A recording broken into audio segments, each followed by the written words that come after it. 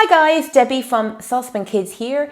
Today I want to talk to you about the Sage Custom Loaf, or depending on what country you live in, it's often known as the Breville Custom Loaf.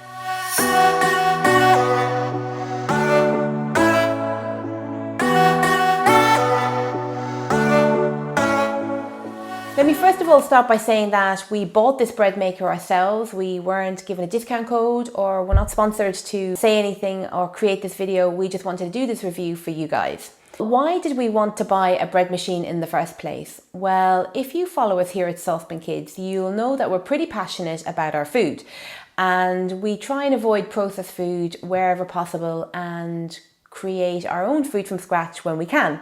And bread is no exception. And we've struggled with this a little bit over the last few years. We have actually owned a bread machine ourselves in the past when the kids were a bit younger.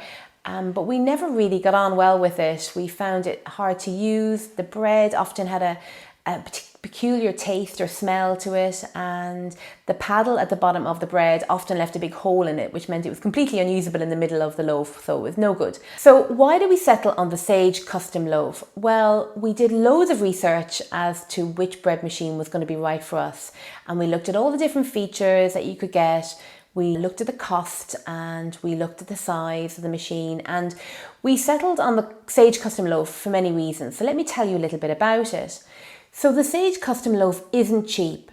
We paid about £225 for it on Amazon, which is more expensive than other bread makers on the market, but we felt that the features that it offered really justified that cost. And I'll be honest, we've only had it a few weeks, but I'm really pleased with it. And I'd say we're making a loaf maybe every second day. And as we get back into the school term, I can see I'll be using this every day.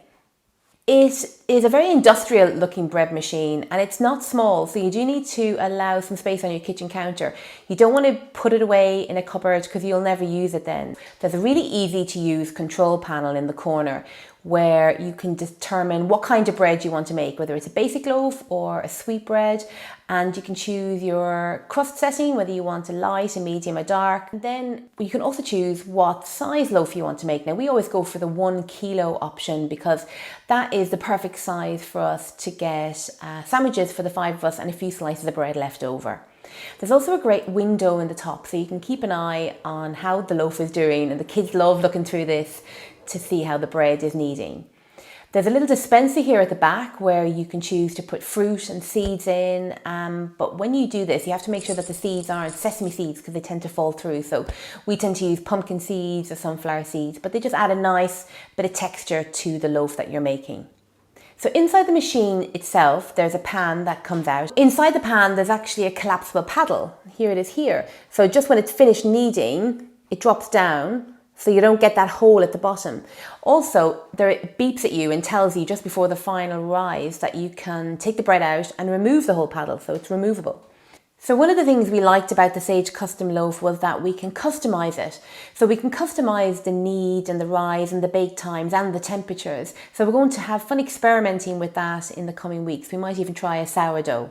You can actually store the recipe book at the back of the machine. I know that sounds like it's not very important, but actually it saves somebody looking for it, then it's always where you need it to be. If you're looking to have fresh bread ready first thing in the morning, then the delay start functionality is going to be really useful. One thing to bear in mind though is to make sure that you put the ingredients into the pan in the particular order, just to ensure that the yeast doesn't touch the liquid.